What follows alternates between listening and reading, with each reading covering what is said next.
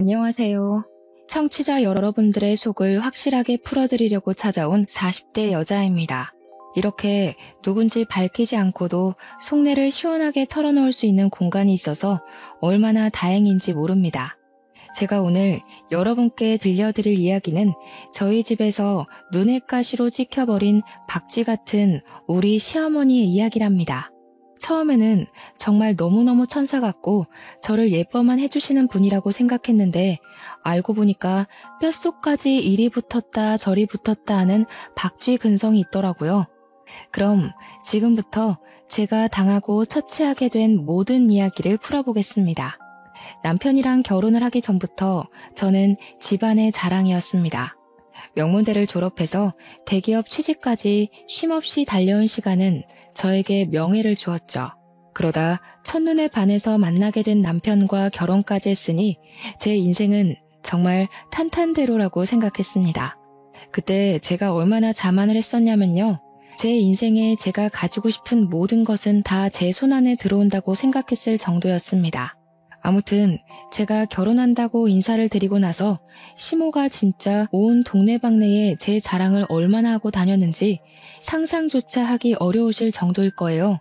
지나가는 동네 사람들이 전부 이 아가씨가 그 집 며느리니? 그 대기업 다닌다는 며느리? 하고 물어보실 정도였으니까요. 거기다가 지인분들에게도 죄다 대기업 다니는 며느리 얻어서 노후가 행복하다고 자랑을 엄청 하고 다니셨대요. 물론 우리 남편이 장남이었으니까 노후에 어느 정도 도움을 드릴 생각이 있긴 하지만 너무 자랑을 하고 다니시니까 부담이 되기도 했죠. 뭐든 적당히 하셨으면 좋겠는데 자꾸 대기업과 노후를 연관지어서 이야기하시니까 저도 많이 불편했어요. 그렇게 결혼 생활이 1년이 넘었을 무렵 저희는 아이가 생기지 않아서 고민이 많았습니다. 피임을 하는 것도 아닌데 아이가 들어설 생각이 없더라고요. 매번 맞춰서 힘을 쓰는데도 생기지 않으니 슬슬 불안하더라고요. 그래서 병원을 찾아가게 되었습니다. 최후의 보루라고 생각하고 간 거죠. 그런데 글쎄 남편의 정자 활동이 너무나도 저조하다는 거예요. 그래서 임신하기가 쉽진 않을 거라고 의사 선생님께서 시험관 시술을 권유하셨습니다. 나이도 꽤 차기도 했고 하루라도 젊었을 때 아이를 가져야 육아하기도 수월하고 편하다는 주위의 이야기도 들려오고 고민이 많이 됐죠. 그런데 시험관 시술이 정말 상상을 초월할 정도로 아프다는 거예요. 글쎄 남편이랑 저랑은 결국 1년을 더 노력을 해보고 그때도 실패를 하게 되면 시험관 시술을 하자고 약속했어요. 우리 부부의 사이 일은 그렇게 마무리가 되었는데 남편의 얼굴에 수심이 가득하더라고요. 다른 걱정이 있냐고 물어보니까 본인이 난임이라 아이가 들어서지 않는 건데 시댁에 어떻게 설명을 해야 좋을지 모르겠다고 하더라고요. 시댁에서는 남편이 장남이니까 대를 꼭 이어야 한다고 아들 타령을 심하진 않지만 은근히 눈치 주시면서 하셨거든요. 그래서 그냥 남편한테 아예 난임의 난자도 꺼내지 말자고 애가 잘 안 들어서는 것 같다고만 하자고 합을 맞췄죠. 저도 그렇고 남편도 그렇고 그런 일로 스트레스 받고 싶지 않았거든요. 그런데 저희의 노력이 무색하게도 그 뒤로 1년이 더 지났는데도 아이가 생기지 않았습니다. 그 무렵쯤 회사에서 제 일을 제일 많이 도와주던 상사가 퇴직을 하고 스타트업을 차릴 예정이라고 하면서 저에게 같이 했으면 좋겠다고 은근히 제의가 왔습니다. 회사 상사의 말을 들어보니 조건도 꽤 괜찮았고 연봉은 당연히 대기업에 비할 것이 아니지만 비전이 있다는 생각이 들었어요. 남편과 저는 엄청나게 고민을 하게 되었죠. 대기업에서 받는 연봉이 꽤 됐기 때문에 이 연봉을 포기하고 불구덩이로 들어가야 하나 하는 생각이 들어서요. 게다가 우리 시모가 아이로 스트레스를 주면서도 대기업에 다니기 때문에 아이를 가져도 이래저래 힘들겠지 하면서 넘어가는 부분도 있었거든요. 시모가 그나마 자랑이라고 생각하는 대기업마저 그만둔 것을 알게 되면 난리를 칠 것 같아서 고민을 하고 있었는데 회사 상사가 말하는 스타트업의 전망이 너무 좋아 보여서 자꾸만 고민이 되더라고요. 남편이랑 꽤 오랜 시간 상의를 했지만 결정을 내리지 못하고 전전긍긍하며 시간을 보내고 있었습니다. 대기업이라는 게 참 복지도 좋고 연봉도 좋지만 그만큼 일이 힘들기도 했고 제 일을 가장 많이 도와주어서 의지했던 상사가 그만둔다고 하니까 마음이 갈팡질팡했죠. 그러던 와중에 도련님이 결혼을 하게 되었어요. 아주 급하게 식을 치르게 되었는데 혼전 임신으로 혼수를 준비해왔기 때문이었습니다. 동서가 된 사람은 피부관리실을 운영하고 있었는데 위치가 청담동 한복판에 있었어요. 생각보다 장사가 잘 되나 했더니 정말 장사가 엄청나게 잘 되는 그런 피부관리실이었습니다. 원장으로 있는 동서는 손재주가 좋은 건지 말솜씨가 좋은 건지 고객 관리도 유지도 참 잘하는 사람이었어요.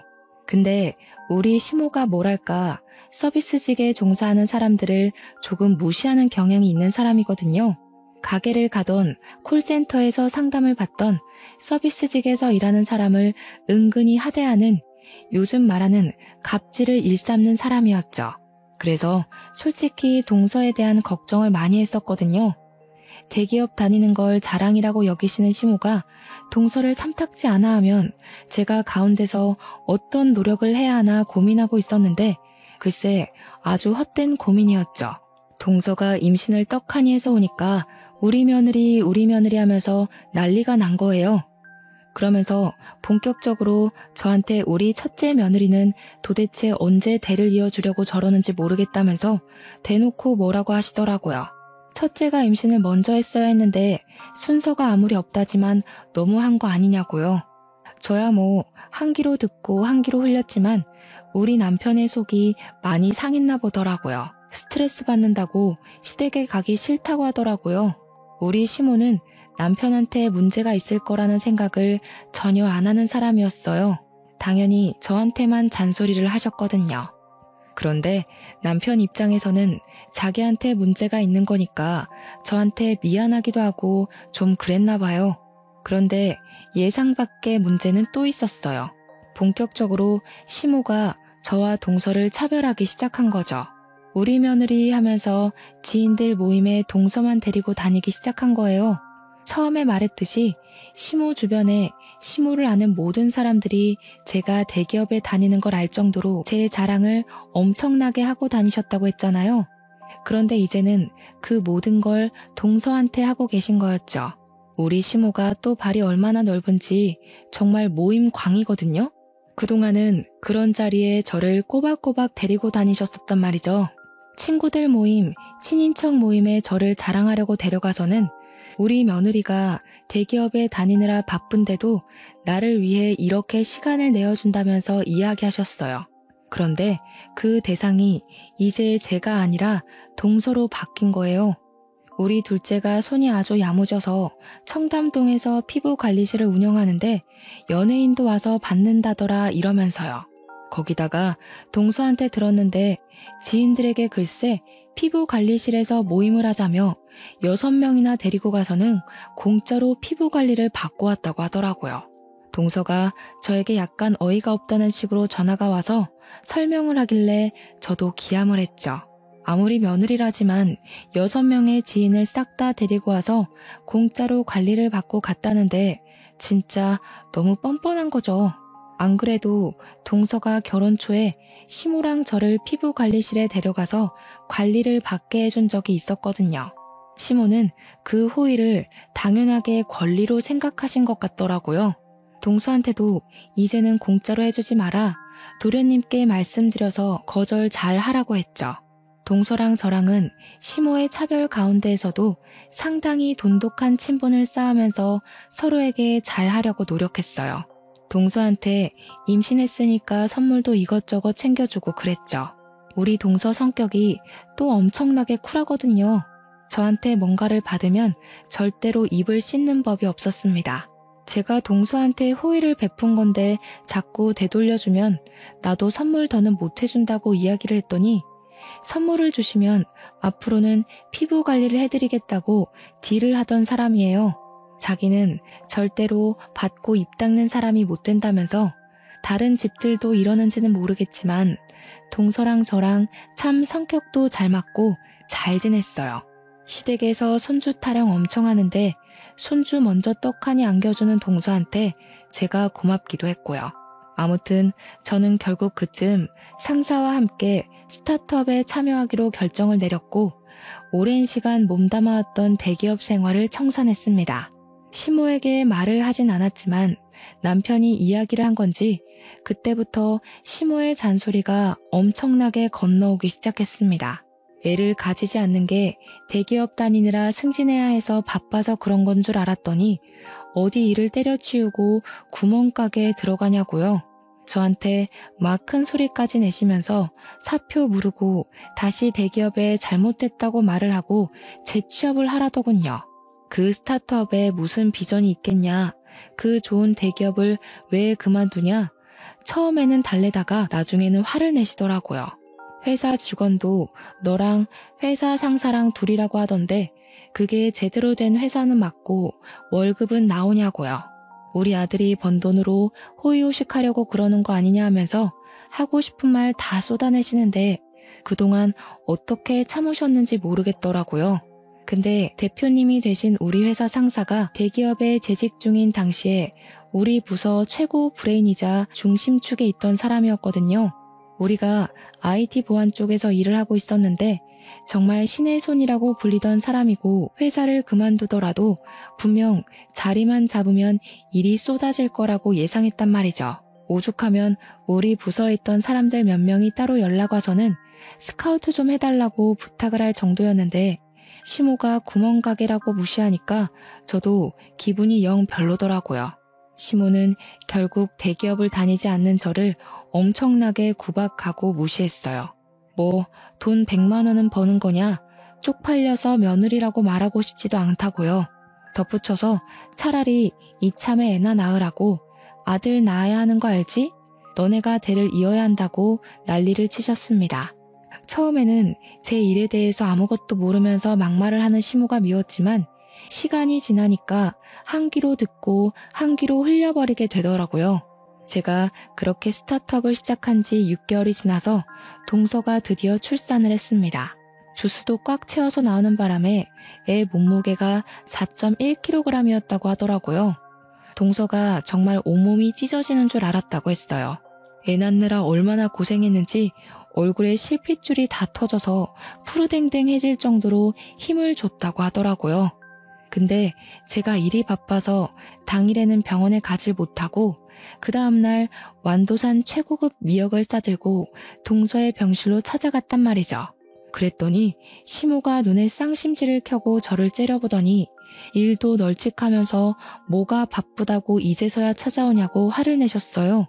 저는 기분 좋아 시조카도 보고 동서랑 이야기도 나눌 겸 찾아간 건데 시모가 보자마자 기분 나쁘게 하니까 좀 그랬죠.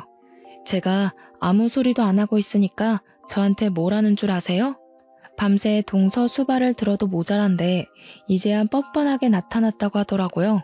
네가 애를 낳아봤어야 알지 하면서 혀를 차는데 우리 남편도 도련님도 누워있는 동서도 다 식겁해서 제 눈치를 보더라고요. 저는 그냥 할 말은 많았지만 굳이 하지 않았습니다. 아무 소리 안 하고 가만히 앉아서 동서한테 두런두런 말을 시키고 있는데 동서가 목이 마르다고 하더라고요. 원래 탈수가 오거나 수분이 부족할 때 물보다 이온 음료가 좋다고 하잖아요. 그래서 동서에게 이온 음료를 건넸죠. 아플 때에도 물 대신 이온 음료를 더 찾아 먹기도 하고 하니까 일부러 생각해서 건네준 거였어요. 그런데 우리 시모가 제 손에 들린 이온 음료를 보자마자 제 뒤통수를 퍽 소리나게 때리는 거예요. 또 너무 놀라서 으악 소리를 내고 우리 남편도 놀래서 엄마 뭐 하는 거야 하면서 소리를 질렀어요. 동서랑 도련님은 아무 소리도 못하고 입만 떡 벌리고 있었고요. 그러자 시모가 저한테 생각이 없어도 너무 없다면서 물을 줘야지 음료수를 주면 어쩌냐고 너도 나중에 애 낳으면 음료수나 마셔라 하는데 남편은 옆에서 한숨 쉬고 있고 시모는 이때다 싶었는지 언제 아이 가질 거냐고 닥달을 했어요. 둘째네가 먼저 아들을 낳으면 장남이 면이 서겠냐고 둘째네가 딸 낳아서 다행인 줄 알아 이러는데 동서랑 저랑 둘 다 표정이 썩어 들어갔죠. 남편은 제가 뒤통수를 맞은 게 본인 뒤통수를 맞은 것처럼 기분이 나빴는지 시모에게 소리를 쳤어요. 왜 애먼 사람을 잡고 그래? 내가 불임이래, 내가. 내가 몸이 안 좋아서 임신을 못 시키는 거라고요. 제발 가만히 좀 있으세요. 엄마가 그럴수록 내 체면이 더 안 선다는 거 알아두시라고요. 그 말을 들은 시모가 완전 어안이 벙벙한 표정으로 저를 한번 남편을 한번 번갈아 가면서 보시더라고요. 믿기지 않는다는 목소리로 이게 다 무슨 소리냐고, 웬 말도 안 되는 소리를 하고 있냐고 저한테 솔직하게 이야기를 하라고 재촉을 하시더라고요. 그래서 제가 그랬죠. 불임은 아니고 난임이라 좀 어렵대요. 그러니 남편이 다 자기가 부족해서 생긴 일인데 왜 우리 마누라 탓을 하냐고, 우리가 노력도 안 해본 줄 아냐고 시모한테 난리를 쳤습니다. 듣던 동서도 도련님도 불편했는지 제발 그만하시라고 남편을 말리기 시작했죠. 시모는 동서 병실 한복판에 주저앉아서 아니 우리 아들이 난임이라고? 애를 못 가진다고? 하면서 엉엉 울기 시작하셨습니다. 저는 진짜 동서한테 너무나도 미안했어요. 출산하고 푹 쉬어도 모자랄 판에 병실에서 이게 무슨 일인지. 남편이 시모한테 끝까지 우리 마누라한테 임신 가지고 헛소리하지 말라고 단단히 일러두더라고요. 그날 이후로 시모가 저에게 임신, 손주, 출산을 가지고 전화를 하는 일이 일절 없었습니다. 동서는 저에게 마음이 괜찮은 거 맞냐고 연락 오긴 했는데 사실 저랑 남편은 이미 어느 정도 아이에 대한 생각을 포기했던 터라 괜찮다고 했죠. 요즘은 일이 바빠서 아무 생각도 들지 않는다고 동서한테 걱정 말고 육아에 신경 쓰라고 했어요. 근데 동서 이야기를 들어보니까 시모가 저한테는 전화도 없고 문자도 없고 집에 찾아오거나 하는 일도 없이 지내는데 동서랑은 계속 연락하고 만나고 한다고 하더라고요. 손녀를 얼마나 예뻐하시는지 매일같이 동서네 집에 출퇴근하시면서 육아를 도와준다고 하더라고요. 뭐 차라리 잘된 거 아니냐, 시모가 잔소리는 안 하냐 하니까 잔소리를 하긴 하는데 그래도 시모가 도와줘서 숨 돌릴 틈은 있대요. 그러다가 동서네 아기 100일 잔치 이야기가 나와서 혹시 얼마 안 남았던데 따로 일정 같은 거 있냐고 물어봤어요. 동서한테 원래 가족끼리 100일에 밥 먹고 사진도 찍고 한다던데 동서네는 어떻게 할 거야? 선물은 뭐 사줄까? 하고 물어보니 난처해 하더라고요. 그러더니 저한테 형님 너무 기분 나빠하지 말고 들어주세요. 이러는데 느낌이 딱 오더라고요. 제 예상대로 시모가 저랑 남편 꼴도 보기 싫다고 부르지 말라고 했다는 겁니다. 그래서 그냥 아 그래? 하고 넘어가려 했는데 동서가 우리 가족이랑 따로 만나서 밥 먹고 싶다고 오늘 때길래 알겠다고 했어요. 동서도 가운데에서 얼마나 난처할까 싶어서 마음이 좀 불편했습니다. 100일 잔치는 따로 2번 하는 걸로 마무리가 되었는데 그걸로 끝나는 게 아니었습니다. 명절이 되니까 저랑 남편 보기 싫다고 명절에 모이지 말자고 하시던 시모가 동서네랑 여행을 다녀오셨더라고요. 동서가 나중에 형님네도 오시는 줄 알았는데 깜짝 놀랐다며 시모가 비행기 티켓 다 끊어놓고 몸만 오라고 했다고 했대요. 당연히 저희 부부도 있을 줄 알았는데 안 오셔서 놀랬다고. 저는 뭐 아예 듣지도 못한 이야기니까 어색하게 웃고 말았죠. 동서가 좀 피곤하겠지만 시모한테 좀 잘해드려 하고 말았습니다. 시간이 흐르고 시조카의 첫 돌날이 다가왔는데 시모가 동서에게 돌잔치에 우리 부부가 오면 참석하지 않겠다고 했대요. 그 말에 남편이 열이 받아가지고 안 가겠다고 그냥 나중에 동서네에 따로 놀러 가기로 마무리를 하고 말았어요. 남편이 진짜 자기 엄마가 이런 식으로 나올 거라곤 꿈에도 생각 못했다고 열불을 토하는데 오히려 저는 편했죠 뭐. 스트레스 주는 시모랑 얼굴 보고 밥 먹는 것만큼 짜증나는 일도 없었으니까요. 돌잔치는 그렇게 마무리가 되고 시간이 흐르고 저희 회사도 완전히 자리를 잡게 되었습니다. IT 보안 쪽으로 중견기업 하청도 들어오고 직원도 그 사이에 10명이나 늘어나는 꽤 탄탄한 회사가 되었습니다. 하루 24시간이 부족할 정도로 열심히 일하고 돈도 엄청 많이 모았어요. 대기업 다닐 때 받던 고정급과는 달리 스타트업 특성상 성과급이 더 높았기에 제 통장에는 엄청난 돈이 쌓이게 되었죠. 근데 대표님이 그러시더라고요. 이제 슬슬 후배들한테 노하우 전수도 좀 해주고 일을 쉬엄쉬엄 하라고요. 그러려고 창업한 거 아니냐고 고민을 하다가 제가 대표님한테 그럼 나 육아휴직 좀 써도 되겠냐 하니까 임신했냐고 놀래서 물어보시더라고요. 앞으로 시험관을 해볼까 고민이 된다고 하니까 대표님이 잘 아는 병원이 있다면서 대표님 부부도 시험관으로 아이를 가졌다고 하시는 거예요. 그러면서 그거 힘든 거 다 아니까 2년 동안 못 쓴 휴가들도 전부 몰아서 쓰게 해주시겠다고 저를 응원해 주셨죠.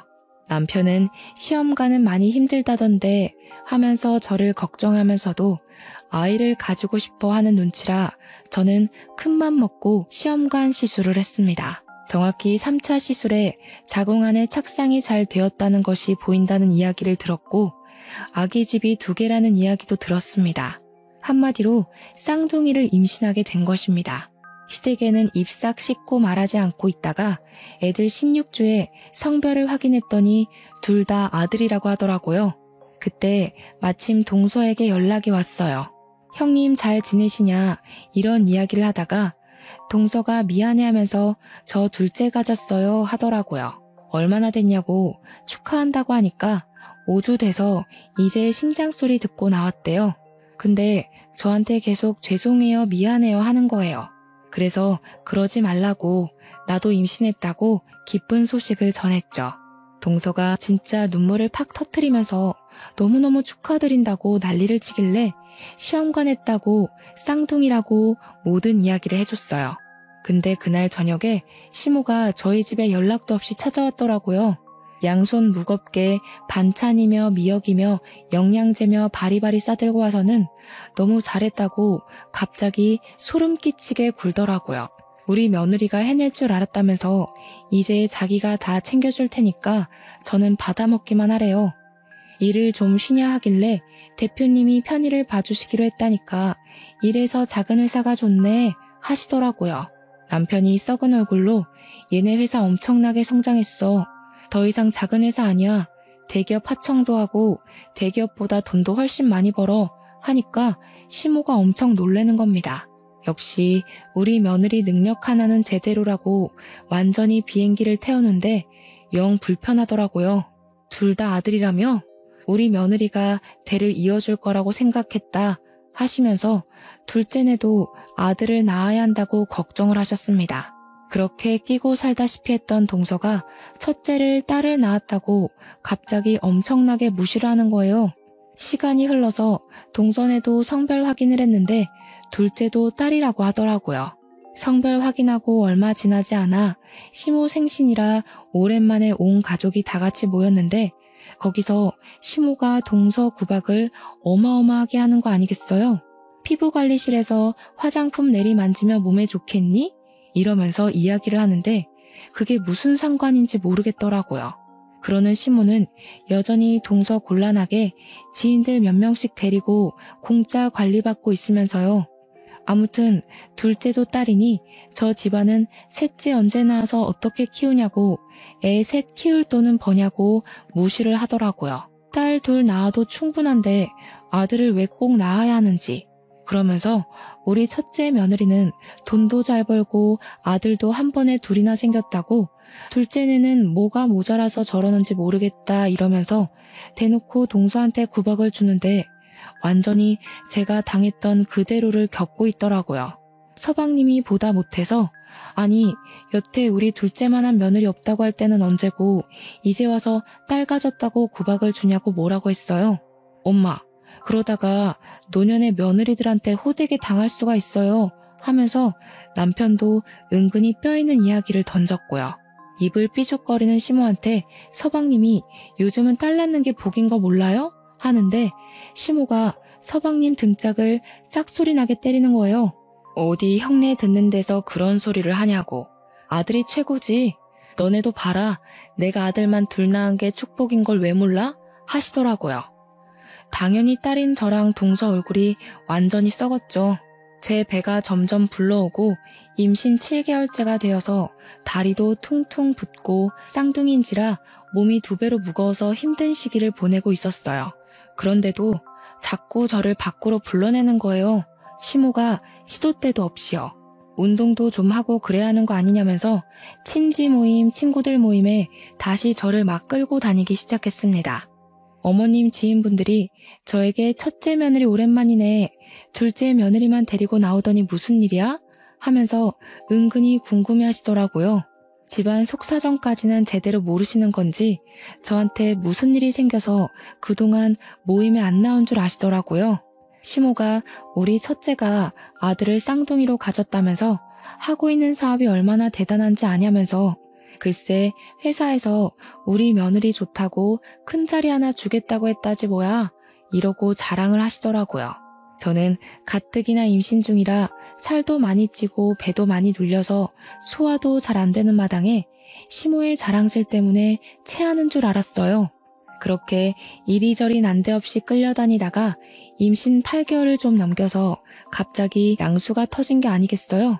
그날을 생각하면 아직도 아찔합니다. 시모에게 끌려가서 미용실에서 머리를 하고 있었어요. 어차피 출산 전에 한번 다듬을 예정이긴 해서 군소리 없이 시모를 따라갔는데 이상하게 배가 너무 아프더니 양수가 터지고 만 거죠. 구급차를 부르고 아주 그냥 난리를 치고 병원으로 이송돼서 조산으로 아이를 낳게 되었습니다. 쌍둥이들은 충분히 그럴 가능성이 있다고 하더라고요. 애들은 바로 신생아 중환자실로 들어가서 심장 박동이랑 그런 거 체크하고 저는 완전히 몸져 누워 있었거든요. 갑작스럽기도 하고 출산이 진짜 힘들기도 했고요. 우리 남편이 헐레벌떡 병원에 소식 듣고 오자마자 시모한테 막 뭐라고 난리를 치더라고요. 안 그래도 막달이라 조심해야 하는데 산모를 끌고 미용실에 가는 게 말이 되는 행동이냐면서요. 근데 시모가 엄청 뻔뻔하게 우리 며느리 출산 전에 한번 꾸며주려고 그랬다고 둘이 제 병실에서 싸우더라고요. 시끄럽다 하고 있는데 우리 동선에도 소식을 듣고 찾아왔어요. 동서 뛰지 마, 조심해야지 하는데 너무 축하한다면서 꽃바구니를 사왔더라고요. 근데 시모가 그 꽃바구니를 보자마자 병실에 신생아가 올라올 수도 있는데 꽃가루라도 마시면 어떻게 하냐고 소리를 꽥 지르는 거예요. 그러더니 동서 손에 들린 꽃바구니를 바로 바닥에 던지고는 동서 뒤통수를 퍽소리 나게 때린 거 있죠. 네가 딸만 낳아서 모르나 본데 꽃가루가 아기들한테 얼마나 위험한 건지 아니? 네 머릿속에는 생각이라는 게 없니? 요즘 너 때문에 정말 내가 창피해서 얼굴을 못 들고 다니겠다. 동서는 시모한테 머리를 맞았다는 게 충격이었는지 눈물을 줄줄 흘리고 있었고, 서방님은 이 상황이 어이가 없는데 콧김을 팍팍 뿜으면서 동서를 끌어안았어요. 저는 누워서 그 꼴을 보는데 마치 제 과거를 보는 듯한 기분이 들더라고요. 그때는 내 뒤통수를 시원하게 때리더니 정말 이제야 시모가 손버릇 자체가 나쁜 사람이라는 걸 체감했죠. 동서 보는데 제가 다 미안하고 출산하고 나와서 정신없는 와중에도 눈물 흘리는 동서를 보면서 시모에게 화를 냈어요. 아니 어머님, 동서가 뭘 그렇게 잘못했다고 그런 행동을 하세요? 입이 있으면 말을 해보세요. 미안한데 저도 어머님 뒤통수 칠 수 있거든요? 제가 지금 쳐드려요? 시모는 제 입에서 그런 말이 나올 줄 상상도 못했다면서 어찌 시모한테 그런 말을 할 수 있냐고 어이없어 했죠. 우리 남편도 떨어진 꽃바구니 주워서 잘 올려두고는 시모한테 엄마 당장 나가라고 하면서 시모를 밀면서 쫓아냈어요. 저는 동서에게 일부러 더 꽃선물 받고 싶었다. 우리 남편도 안 해온 선물인데 너무 고맙다. 꽃이 예쁘다고 계속 이야기를 해줬죠. 그러니까 뒤통수 맞고 울고 있던 동서가 그제야 저한테 얼굴이 많이 상했다고 출산하느라 힘드셨죠 하면서 말을 걸더라고요. 아냐 괜찮아 하는 순간에 시모가 병실 문을 열고 벌컥 들어오더니 또 소리를 치는 겁니다. 야, 첫째가 얼굴 상한 걸 봤으면 화장품이라도 챙겨와서 피부 관리를 좀 해주던가. 너는 생각이 없어도 너무 없다. 하는데 진짜 제가 지쳐서 대답도 못하고 한숨 쉬면서 남편만 바라봤어요. 제발 좀 치워달라는 표정으로 보고 있으니까 남편도 연을 끊을 기세로 시무를 째려보고 있더라고요. 결국 제가 나서야겠다 싶어서 지쳐서 이야기를 했습니다. 그냥 제가 못 씻어서 그런 거예요, 어머님. 저 너무 힘드니까 이제 돌아가세요. 그랬더니 우리 아들 낳은 며느리 힘들면 안 되지 하면서 푹 쉬라고 자긴 집으로 가겠다고 하시면서 나가더라고요. 진지하게 우리 시모 인성에 문제 있다는 생각을 하게 되었죠. 저는 조리원도 잘 갔다 왔고 육아휴직도 냈는데 대표님이 쌍둥이니까 육아휴직도 2배로 주시겠다고 하시더라고요. 대신 집에서 급한 일 생기면 일주일에 1~2번 정도만 일을 도와달라고 하셨습니다. 곰곰이 생각해보니까 미치는 장사는 아닌 것 같더라고요. 일주일에 1~2번 정도 일을 봐주고 육아휴직 2배면 좋은 것 같았어요. 일주일에 1~2번 일하는 것도 1~2시간이면 끝날 일이라고 했고요. 저는 집에서 쌍둥이를 보느라 정신없고 우리 친정에서도 도와주고 시모가 도우미도 보내주었어요. 그렇게 2달하고도 며칠이 더 흘렀을 때 동선에도 아이를 낳았는데 첫째 아이가 이미 있었잖아요. 아무리 어린이집에 간다고 해도 동선에도 아이를 봐줄 사람이 필요했죠. 동선의 가족이 지방에 있던 터라 시모에게 아이를 좀 돌봐주십사 하고 부탁을 드렸나 보더라고요. 동선의 친정에서 가끔 올라와서 도와주시긴 하는데 내내 와서 봐주실 수가 없으니까 부탁을 드렸더니 시모가 너네는 도우미 쓸 돈도 없냐고 했대요. 왜 다 늙은 자기한테 애를 봐달라고 하냐면서 동서에게 딱 잘라서 이야기했다고 하더라고요. 근데 좀 제 마음이 너무 불편한 거예요. 물론 제가 쌍둥이를 낳긴 했지만 도우미도 불러주시고 우리 집에도 맨날 오셨거든요. 우리 손자들 봐야 한다고 아들들이 얼마나 대차게 생겼는지 장군감이라면서 딸이랑은 차원이 다르다고 제가 동서한테 너무 미안해서 오죽하면 남편 시켜다가 동서네에 반찬이랑 국 같은 걸 해다 바치기까지 했다니까요. 동서도 저한테 시모가 너무 박쥐처럼 굴어서 짜증난다고 했고요. 물론 저도 그렇게 생각하고 있어서 동의를 했죠. 해도 너무한 것 같은 거예요. 제가 임신 못한다고 했을 때는 그렇게 저를 구박하더니 아들 낳았다고 제가 최고라고 하는 게 너무 속보이고 재수없었죠. 세월이 흘러 저는 육아휴직도 끝이 났고 아이들도 3살이 되어서 어린이집에 다니기 시작했습니다. 그동안 틈틈이 회사 일을 놓지 않은 덕분에 복직하고 나서도 무리 없이 잘 적응해서 다니고 있었어요. 우리 동서는 피부관리실을 계속 운영하고 있었는데 어느 날 공중파 TV에 엄청 유명한 연예인이 자기 일상을 공유하는 프로그램에서 우리 동선의 숍에 간 게 나온 거예요. 원장님 손길이 끝내준다면서 우리 동서도 TV에 나오고 인터넷에 거기 피부관리숍 도대체 어디냐고 난리가 난 거죠. 방송되자마자 동선의 가게 위치까지 싹 나오는데 동서랑 연락할 틈이 없어질 만큼 동서가 바빠졌어요. 길 가다가 원장님? 하면서 알아보는 사람이 생길 정도로 유명해진 거죠. 무슨 뷰티 프로그램에서 고정 출연해달라고 해서 방송도 하게 되고 피부관리법 알려달라고 해서 방송사에서 콜이 엄청 왔대요. 동서가 방송일에 뛰어들고 동서 이름이 걸린 마스크팩까지 출시가 된 거죠. 방송 나오고 6개월 만에요. 그랬더니 당연히 무슨 일이 일어났겠어요? 시모가 동서만 찾는 거죠.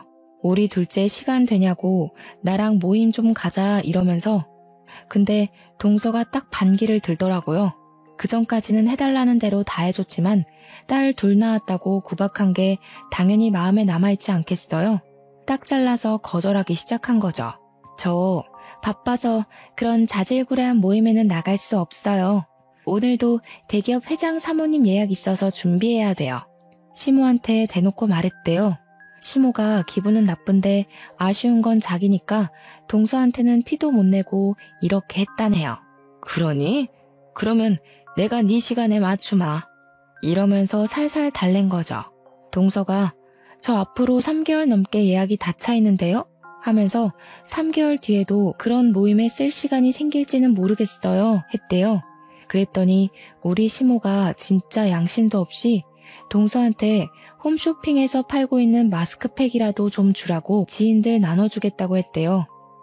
동서가 아무것도 모르는 척하면서 지인들한테 왜 나눠줘요? 하니까 당황한 시모가 아니 내가 너네 팩 좋다고 홍보 좀 해주고 하려고 하면서 몇 박스를 달라고 했다네요. 그래서 동서가 홍보 없이도 완판이라서 괜찮아요. 그냥 두세요. 했다는 거예요. 시모가 할 말도 없고 동서가 따박따박 말대꾸하니까 됐다 하고 끊어버렸다고 하더라고요. 동서한테 잘했다고 제가 엄청나게 칭찬을 해줬죠. 잘했다, 사이다야 사이다 이러면서요. 그랬는데 저한테도 기회가 찾아오게 되었어요. 교양 채널에서 저에게 출연을 좀 부탁한다는 연락이 오게 된 거죠. 그때가 한창 막 인터넷 보안 관련해서 보이스피싱에 패킹 이런 게 매일같이 뉴스에 방송되던 시절이었거든요. 제가 또 IT 보안 업체에서 일을 하고 우리 대표님이 그런 데 나서서 인터뷰하시는 걸 워낙 싫어하시는 분이라 저한테 나가라고 시키더라고요. 상사가 하라는데 제가 거기서 싫은데요? 할 수가 없어서 인터뷰도 엄청 열심히 하고 설명도 최대한 귀엽게 사람들이 이해하기 쉽도록 설명을 했어요. 그게 방송에 나오고 기사로도 막 뜨고 길 가다가 알아보는 사람은 없어도 업계에서 꽤 유명해졌단 말이죠. 그리고 어르신들이 그 방송을 많이 시청하셨나 봐요. 시모 지인들이 저를 알아보고 시모한테 어머 첫째 며느리 아니냐고 호들갑을 떤 거죠. 시모가 저한테 연락이 와서는 같이 모임에 나가자고 엄청나게 조르더라고요. 근데 우리 동서가 싫다고 딱 잘라 거절을 했는데 저라고 거기 떡하니 나가면 되겠어요? 제가 일을 하는 사람인데 어떻게 시간을 마음대로 빼고 출근을 하고 말고 할 수 있을까요? 이 업계에서 난다긴다 하는 사람들 24시간 일한다고 해도 무방해요 하면서 시간 없어요 하고 거절을 했더니 제 시간에 맞추겠다고 하시더라고요. 그러면 금요일 새벽 1시쯤 어떠세요? 하니까 시모가 씩씩거리면서 끊더라고요. 그렇게 저랑 동서는 완전히 시모의 연락을 싹 무시하고 평온한 일생을 보내고 있었습니다. 물론 밖에서 만나는 모임에 참석하지 않은 것이지 명절까지 무시하고 지나갈 수는 없었죠. 어쩔 수 없이 명절에 동서와 저는 나름 긴장을 하고 시댁에 찾아갔습니다. 그래도 남편들이 있으니까 괜찮겠지 했는데 시모가 보자마자 서운하다고 난리를 쳤어요. 어떻게 시애미가 면 한 번 살려달라고 부르는데 코빼기를 한 번도 안 비치니? 그러면서 저희한테 며느리들이 해도 너무한다고 시애미 늙었다고 무시한다고 손가락질을 막 하는 겁니다. 우리 남편이랑 서방님도 이게 다 무슨 소리냐고 저희한테 영문을 몰라 물어보았죠. 아들들이 자기 편 들어주는 줄 알고 시모가 아니 친구들 모임에 얼굴 한번 비추라고 했더니 오지를 않더라. 마스크팩 좀 달랬더니 안 주더라. 이러면서 고자질을 막 하는 거요 글쎄. 그랬더니 남편이랑 서방님이 뭐라고 한 줄 알아요? 가뜩이나 바빠서 힘들어 죽겠다는 안사람들을 왜 그런 하찮은 모임에 부르냐고 화를 내더라고요. 우리 마누라들 그런 자리에 부르지 좀 말라고 누가 누구 면을 세워줘야 하냐고 며느리들이 그런 존재냐고 소리를 쳤어요. 다른 집들은 며느리들 바쁘니까 시모가 와서 애도 봐주고 밥도 해주고 한다는데 우리 집은 왜 이 모양 이 꼴이냐고 남편도 서방님도 그동안 쌓아두었던 것들이 꽤 많았는지 시모한테 별말을 다 하더라고요. 엄마 때문에 우리가 이혼남 됐으면 좋겠어? 하니까 그제야 이혼은 무슨 이혼이냐고 헐레벌떡 이야기를 하시더라고요. 시모가 아니 뭐 맨날 부른 것도 아니고 어쩌다 한번 오라고 한 거라고 꼬리를 팍 내렸죠. 그래서 저도 이때다 싶어서 이야기를 했습니다. 저는 어머님께서 손주 못 낳는다고 구박하고 대기업 그만뒀다고 쪽팔린다고 하시길래 제가 어머님 면 살려드릴 일은 없는 줄 알았어요. 어머, 형님도요? 저도 딸만 둘 낳아서 아무짝에도 쓸모없다고 하시길래 그런 줄 알았죠. 저희가 가면 어머님만 더 곤란해지시는 거 아니에요?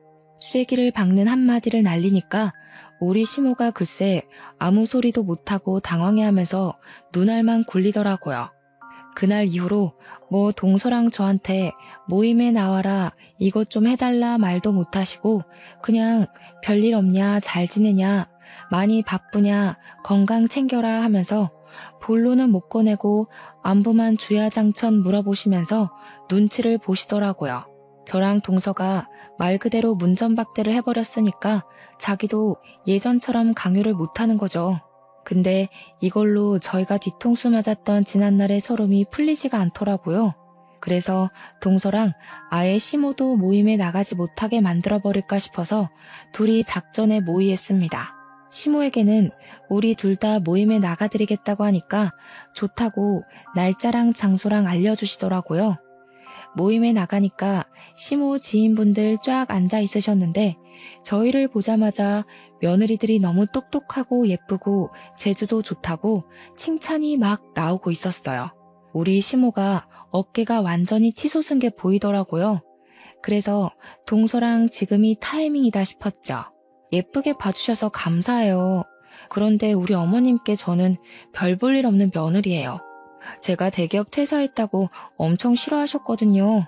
제가 우리 어머님한테 뒤통수까지 맞았잖아요.